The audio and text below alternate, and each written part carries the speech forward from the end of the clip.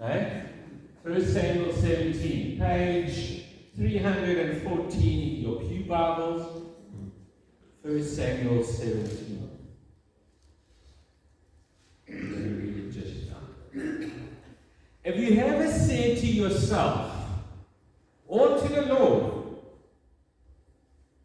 have you ever said to yourself or to the Lord, I don't just want to have just enough strength to get through? Have you ever prayed that prayer or said it to your spouse or to someone, I don't just want to have strength to get through something. I want complete victory. I mean, what's the Afrikaans expression? Genoeg is genoeg. Enough is enough. I mean, we pray just enough, don't we? We worship just enough. We prepare just enough. But aren't you tired of just enough? Aren't you tired of just enough in your family? Don't you want complete restoration in your family? Not just to get through something, not just to pitch a tent somewhere, but to literally dig the foundation and stay in that complete victory? Aren't you tired of that? Don't you want to trust in a David kind of victory? Aren't you tired of just pushing through whatever it is you're pushing through and doing just enough? Well, let's read from 1 Samuel 17. And we're going to pick up the story in verse 16. And it's a story that you won't know well. It's a story that probably our kids' church is going to be studying sometime throughout their life. It's a story you probably first came across it when you were in Sunday school. It's the story of David and Goliath. But we become so familiar with the story that it has actually become unfamiliar to us. And there are so many things in that story that when we start unpacking, even, and we will look at it next time together, even that location of where it happened is important. So 1 Kings 17, verse 16. Goliath challenged the Israelites every morning and evening for 40 days. Actually, the word here, challenge, is not really the right word. It's more he taunted them. He insulted them every morning and every evening. One day, Jesse said to David, take half bushel of this roasted grain and these 10 loaves of bread, and hurry with them to your brothers in the camp. And take these 10 cheeses to the commanding officer, find out how your brothers are getting along, and bring back something to show that you saw them and that they are all well. King Saul, your brothers, and all the other Israelites are in Elah Valley fighting the Philistines. David got up early the next morning, left someone else in charge of the sheep, took the food, and went as Jesse had told him to. He arrived at the camp just as the Israelites were going out to the battle lines, shouting the war cries. The Philistines and the Israelites' army took positions for battle, facing each other. David left the food with the officers in charge of the supplies, ran to the battle line, went to his brothers and asked how they were getting along. And he was talking with them. Goliath came forward and challenged the Israelites, or hurled insults, or taunted them, the Israelites, as he had done before. And David heard him. When the Israelites saw Goliath, they ran away in terror. Look at him, they said to each other. Listen to his challenge. King Saul has promised to give a big reward to the man who kills him. The king will also give him his daughter to marry and will not require his father's family to pay any taxes. David asked the men who were near him, what will the man get who kills this Philistine and frees Israel from this disgrace? After all, who is this heathen Philistine to defy the army of the living God? They told him what would be done for the man who killed Goliath. Eliab, David's oldest brother, heard David talking to the man. He became angry with David and said, what are you doing here? Who is taking care of these sheep of yours out there in the wilderness? You smart aleck? You must just come to watch the fight, aren't you? What have I done? David asked. Can't I even ask a question? He turned to another man and asked him the same question, and every time he asked, he got the same answer. Some man heard what David had said and had told Saul, who sent for him. David said to Saul, Your Majesty, no one should be afraid of this Philistine. I will go and fight him. No, answered Saul, how could you fight him? You are just a boy, and he has been a soldier in all his life. Your Majesty, said David, verse 34, I take care of my father's sheep. Any time a lion or a bear carries off a lamb, I go after it, attack it, and rescue the lamb. And if the lion or the bear turns on me, I grab it by the throat and beat it to death. I've killed lions and bears, and I will do the same to this heathen Philistine, who has defied the army of the living God. The Lord has saved me from the lion and the bear. He will save me from this Philistine. All right, Saul answered, go, and the Lord be with you. He gave him his armor to David for him to wear, a bronze helmet, which he put on David's head, and a coat of armor. David strapped Saul's sword over the armor and tried to walk, but he couldn't because he wasn't used to wearing them. I can't fight with all this, he said to Saul. I'm not used to it. So he took it all off. He took his shepherd's stick and then picked up 5 smooth stones from the streams and put them in his bag. With his sling ready, he went out to meet Goliath. Verse 41. The Philistine started walking towards David with his shield bearer walking in front of him. He kept coming closer, and when he got a good look at David, he was filled with scorn for him because he was just a nice, good-looking boy. He said to David, what's that? Stick for who? You think I'm a dog? And he called down curses from his God on David. Come on, he challenged David, and I will give your body to the birds and animals to eat. David answered, you are coming against me with sword, spear, and javelin, but I come against you in the name of the Lord Almighty, the God of the Israelite army, which you have defied. This very day the Lord will put you in my power. I will defeat you and cut off your head, and I will give the body of the Philistine soldier to the birds and the animals to eat. Then the whole world will know that Israel has a God. And everyone here will see that the Lord does not need sword or spear to save his people. He is victorious in battle, and he will put all of you in our power. Goliath started walking towards David, and David ran quickly towards the Philistine battle line to fight. He reached into his bag and took out a stone, which he slung at Goliath. It hit him on the forehead and broke his skull, and Goliath fell face forward on the ground. And so without a sword, David defeated and killed Goliath with a sling and a stone. He ran to him, stood over him, took Goliath's sword out of his sheath, and cut off his head and killed him. Well-known story, hey? But such a powerful story that it becomes too familiar, we miss out some things in it. And as I said, I would like us to camp, sort of speak, for the next few weeks as we look at this story and as we see what God speaks to us as we are in the midst of a battle.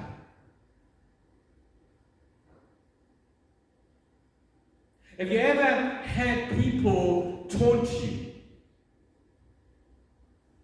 Have you ever had a boss who just constantly looks down at you and makes you feel inferior?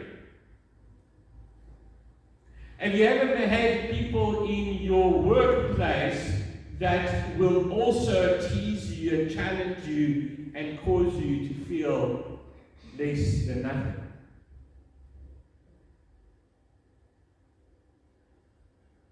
Have you ever had a situation where people speak to you and intimidate you? Have you ever had, if not, no one has done that to you, maybe you've had past failures that just constantly keep you just standing there and not moving forward? Have you ever had a time when someone makes fun of the God that you serve? I don't know if you saw it or not, but has anyone watched the opening ceremony of the Commonwealth Games? And in the middle of the Commonwealth Game, there is a bull that blood is coming out of his eyes, and a woman who's hardly wearing anything is riding that bull, and dancers who are basically worshipping this thing. That was a Baal worship. That's how they used to worship Baal in the time of the Old and the New Testament. And in the midst of a Commonwealth Games, right in front of us on TV, there is Baal worshipping. And everyone just sits there and takes it in. And if you listen to the commentator of the BBC, he was trying to actually cancel it. He was trying to speak over it and speak some sense of Christianity into it, making fun of our God. Now the army was sitting back. The army of the Israelites were just sitting back. Those who were trained for battle were just sitting back. Let's call it as it is. The church is just sitting back. Christians are just sitting back. It's okay. Let them make fun of my God. Let the world come into the church and influence the church. Let's just stand back. Let's just sit back. Let me tell you, David, the nature of David, the nature of a shepherd was not like that. There was a shepherd boy that just didn't have time to think, just didn't have time to just sit back and take it. I mean, this is a shepherd boy who shepherds sheep. He guides them. David doesn't have time to call a committee meeting to find out, is it okay to fight the bear or the lion? David was ready. David was ready to take that risk. When danger comes, the nature of the shepherd wasn't to sit there and think. It was to move. It was to go into action. What are we letting into our life that intimidates us? Because when you receive Christ and you say, Lord, I want to follow you, you put the armor of God on you, aren't you? We spoke about it. You put the armor of God, the full armor of God. Because now, when you say yes to Jesus, you are in God's army. And as we spoke about it, whether you like it or not, you are in a war. So we get David. His father says to him, listen, here's some food. Just leave the sheep. That's okay. Don't worry about it. They'll be fine. Go to your brothers. Go to your brothers and give them some food. And when you go there, just see how they're doing. And just sort of give me something back from them that I know that you went there. Maybe you didn't just sit down and ate the food for yourself. I mean, his father doesn't trust him, does he? And so David goes there and he gives the food. He obeys his father to the T, and he gives the food to the officer who's in charge of the supply. And then he sees and he hears all this commotion in front of him, and he goes and he says, what's happening here? Why is everyone sitting back? Aren't we going to do anything? And then they tell him, listen, the king has promised his daughter, and he's promised money, and he's promised, tax relief and all that kind of stuff. So whoever kills this giant is going to get this stuff. And his older brother says to him, what are you doing here? Why are you here? What, if you just come to look and have a look and just be a spectator? Why are you not doing what you're supposed to be doing? And David said, what are we doing? Are we just standing back and doing nothing? I mean, listen to Goliath. He's insulting our God. He's insulting our people. He's insulting our king. And we're just going to take it? And so he decides to go to the king. He said, I'll fight him. And Saul just puts on the armor on him. And I can just imagine David there, his short, red face, red hair, because in one of the other versions it says he was handsome and raggy.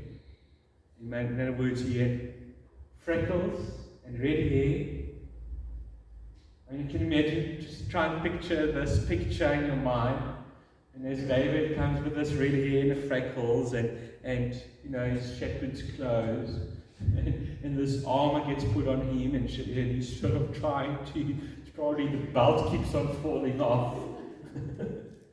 And he says to the king, I can't do this. I can't wear this. I can't fight. I'm not used to this thing. I'm a shepherd boy. Give me a stick, give me some stones, and I'll slay a lion, a bear. And he tells him the story of how he does that. And Saul says, okay, whatever. And we know the story, don't we? David comes with this thing, he chooses the stones, and he comes with this thing, and he just does. We know what happens. Again, are we just going to sit there and do nothing? I mean, we all went through COVID. The whole world went through COVID. COVID came and brought havoc into our camp, into our homes, into our families, into our businesses, into our health, into this time, into this country, into this world. What's happening in the world is absolutely crazy, isn't it? This one is killing that one. That one feels like shooting so many people, so he just shoots them. Some people in a tavern just die because they just die. No one knows what's happening. People it's crazy what's happening in the world. It's crazy what's happening in our country. Our government has lost control. They don't even know what's happening. They're not even paying their own people to work. And we're supposed to trust them? What's happening in our town is beyond crazy. We can't even have electricity and water. We can't even live with those simple things.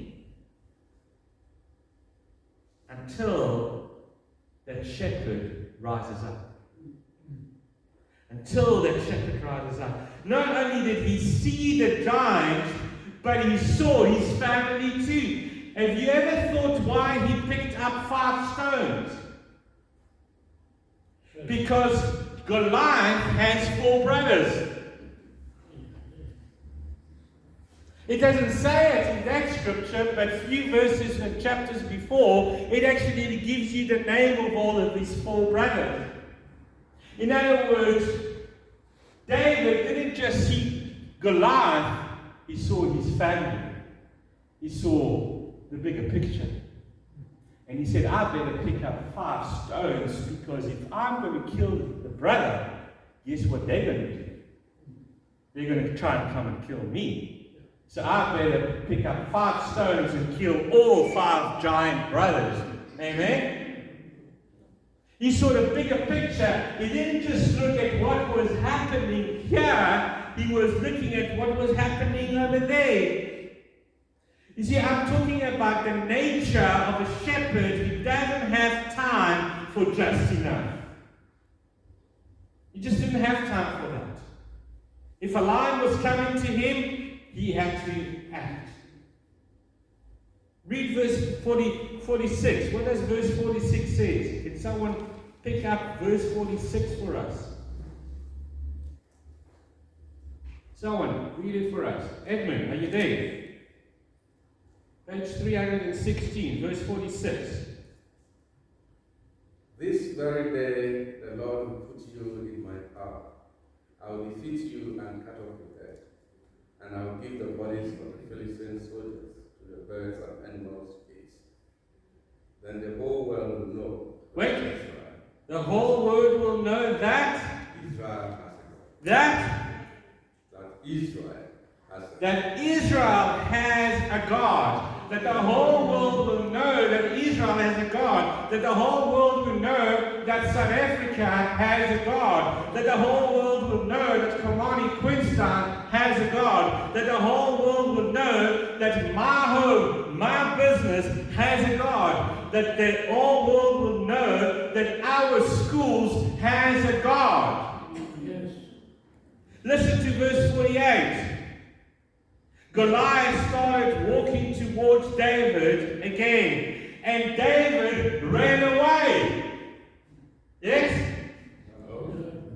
What does it say there? Goliath started walking towards David again, and David ran quickly towards Goliath. David ran towards Goliath. David ran towards Goliath. Now, I know for the last few Sundays, we were talking about wearing the armor of God and standing firm. Standing firm. Because you put on the armor, you put the different pieces of the armor, and you stand firm. You're not attacking, you are defending. And here it says that David ran quickly towards the Philistine battle line. Why? Because if I see my daughter being attacked by Satan, I'm not going to stand. I'm going to run to save my daughter. I'm going to run to save her from Satan. Because let me tell you, to be a parent to a teenager nowadays is nothing. This thing in their hands comes from the pit of hell. The stuff that they're exposed to is from the pit of hell. The things they listen to is from the pit of hell. The things they're watching is from the pit of hell. You have to constantly police them. The other day, she was telling us a story that one of her friends in grade 9 received an invitation from someone. And she was clever enough to tell the parents and so on. And this guy is in his 50s. And he was sending nice messages to her and all that kind of stuff. And fortunately, this girl was trained by her parents in the way of the Lord, and she didn't depart from it. So when her father, this girl's father, saw what was happening to her daughter, saw Goliath make fun of his God, he ran towards him. It said David ran. Didn't stand. He ran. Yes, there are times when we need to stand firm, as Paul told us in Ephesians chapter 6. But boy, there are times when we can't allow the giants to come and cross into our battle line. And they are encamping around us. There's a team of people who go every Saturday morning. They go up on the hill. On that hill over there. What is Long Hill? Is it called Long Hill? On Long Hill, they put a cross there. And every Saturday, if you're very careful, you will hear the shofar being blown, and they pray and they intercede. And every time they come there on a Saturday, they see that some gommers and witch doctors have been there and have tried to destroy that area. Because guess what? I don't know what day it is that they go there, but the Sangomas and the witch doctors go and pray over Queenstown. The battle is real. But as I said, David can't fight with this armor that Saul put on him because he can't do it. He's not equipped to do that kind of battle. So he takes it off. And he says, I'll fight the way I know how to fight. You see, there has to be a change in us. There has to be a change in the approach that we do things, the way we fight against the evil one. There has to be a change in our atmosphere, isn't it? That we see the fight for what it is, and that we don't run away. We don't allow Goliath to even cross the battle line. We go into Goliath's camp and we fight the battle. There has to be a change. If you ever see it, you have to run towards it. Yes, there will be times when you have to stand firm, as Paul told us to do. But when you see that attack happen, you need to go there. David didn't go at Goliath because he was gifted. He had no military training. But he went because he knew where his gifts came from. He wanted to get ahead. He wanted to get ahead. He saw the battle and he wanted to get ahead. There has been an all-out war attack ever since you took your first breath. I'm not going to ask you your age. I'm not. But do you know that so many years ago, when you were born, you know what day you were born? The day, the actual day. A Thursday, okay? So many years ago, on that Thursday, morning or evening, or you don't know, let's say afternoon. Okay? So many years ago, okay, I'll stop saying so many years ago. A few years back, on a Thursday afternoon, when you were born, God said, wow. Wow. Fearfully and made and wonderfully made in his image. And he said, wow. My daughter. Do you know, when were you born? On Friday morning or at dawn? Okay, dawn. Excuse us. Dawn. Okay. You know that on Friday, that maybe, not so many years ago. Okay. On that Friday dawn, when you were born, Satan and the demons went, oh no, here she comes. Watch out, Vivian has been born. A daughter of a king has been born. Did you know that? Dad, when was Andrea born? You know the time, the hour, you could probably recall everything. You have forgotten! No ways. You know when she was born. Which day was she born? 7 o'clock in the morning, early riser. She's never been an early riser since then. Hey, yeah. Early riser. And you need to tell her that. The day she was born, you remember when you held her?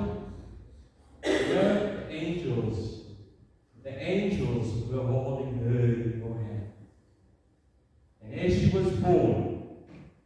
celebrated.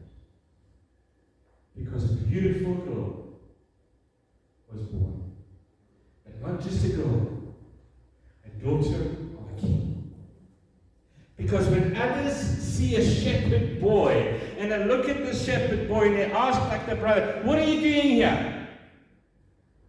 Or the father looks at his son and says, oh, just don't worry, just go and take the food. I don't trust you to do it, so just get something from your brother so I know that you've been there. When others see a shepherd boy, God sees a king. God sees a king, because out of all the brothers, later on, out of all the brothers, he sends a prophet. God sends a prophet and says, I'm going to tell you he's the next king of Israel going to be. And out of all the brothers, they've all lined up. The one was really nice and big, 6 packs, the whole duty. And God says, no. The other one was charming, was good looking, had sort of the gift of the gab, and God said, no. The other brother was quite an aggressive guy. I mean, he will make a good military king. And God said, no. Eventually, Jesse says, no, this is it. And the prophet said, but you've got one more. He's just a shepherd boy. It's David. He's got freckles on, and he's got a red hair, and he's short. Well, he's good looking, but he's short. And the prophet said, bring him to me. And someone had to call David. And when the prophet saw David, God says, that's the one. When you were born, God says, that's the one. When you were born, God said, that's the one. When Andrea was born, God says, that's the one. And the demons were shaking because they knew that a daughter of a king, a son of a king, was born. A shepherd nature started in the fields playing some songs. You know, David wasn't trained in military, but David was trained in God. I mean, look at this, beautiful. I mean, while David is in the field and he's looking at the stars, you know, the song comes to him and he starts singing, oh Lord, my defender, I call to you, listen to my cry, Psalm 28. And then another day, he comes before God and he just, God, you know, with our own ears we have heard it, oh God. Our ancestors have told us about it, about the great things you did in that time. And I thank you, oh Lord, for that. And at times, David was looking at his sheep and he was feeling very lonely. And as he was really lonely, he wrote this Psalm 23, even though I walk through the valley of the shadow of death, I'm not going to fear any evil. For you are with me. You are my rod. As a matter of fact, the stick that I'm holding, you are my rod and my staff. And when David was much older, and he started becoming popular with the people because he started defeating, because he had God on his side. And he was afraid because the king then, the same king that gave him the armor, was jealous of him. And he tried to kill him, and David fled into the mountains. And as he fled into the mountain again, he looked and he remembered the different songs that he wrote. And he writes Psalm 121 and says, I look unto the hills. Where does my help come from? My help comes from the Lord, the maker of heaven and earth. He will not let your foot slip. He who watches over you will not stumble or sleep. He who watches over you, the words in Hebrew there means he won't even blink. He won't even take a nap. You see, David, the nature of a shepherd, started in a field. He looked after the sheep, after the flock. And he got to know this God that eventually delivered his people. But you know, listen again to verse 49. of 1 Kings 17. He reached into his bag and took out stones, which he slung at Goliath. It hit him on the forehead and broke his skull, and Goliath fell face downwards onto the ground. And so with the sword, I can also imagine David taking that big sword, he slain Goliath.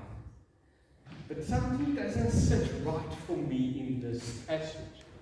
Because it says that he took the stones, picked up 5 stones, one for Goliath, 4 for the brothers, and he slung it, and the stone went,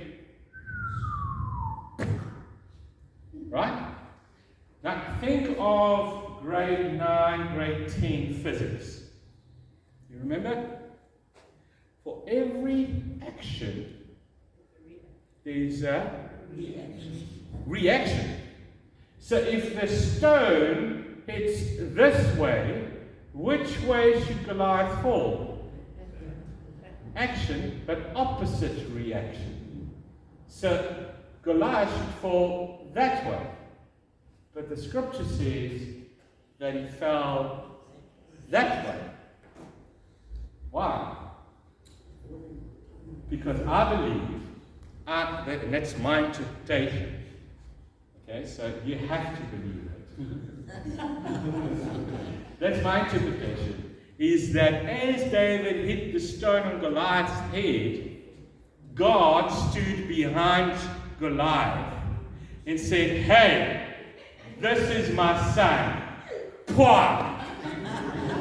And Goliath fell face down, isn't it? Because that's the kind of God that we serve. That's the kind of God that we serve. And I'll finish with this. Many years ago, I'm talking about myself, and I was about 16, 17, 18 years old. I went to this club. Yes, I used to go to clubs. I wasn't always an angel. And I went to this club, and I was always all about justice. And I hated seeing girls being abused by their boyfriends or beaten up and that. And this guy was just being very abusive to his girlfriend. And he was hitting her, and he was swearing at her. And believe it or not, I was shorter than what I am now. Okay? And I didn't have much padding in those days. I was rather skinny. Okay? And not very strong. No six-pack. No six-packs. No. There wasn't even a cooler box with the six-packs in it. Okay? But I stood in front, and I went in front, and there's this guy, quite a big butt guy, and this girl, and in the middle, I'm staying in the middle, and I'm saying, if you touch her one more time, I used a nice Afrikaans word of what I was going to do to him. And the next thing, he looked at me, and he ran away. And I thought, yo. Only when I turned around, I realized that there was a bouncer standing behind me, going and cracking his knuckles. But isn't that what God is like? Isn't that what happened in the story? He had to really put that in there. That when David came running at Goliath and hit him with a stone, God says, "Hey, this is my son. You don't dare do that to him." And clapped him on the head. And Goliath fell forward. And David took the sword, cut his head, and showed it to the people. Because when others see a shepherd boy, God sees a king. Amen? Amen. Let us stand for the benediction.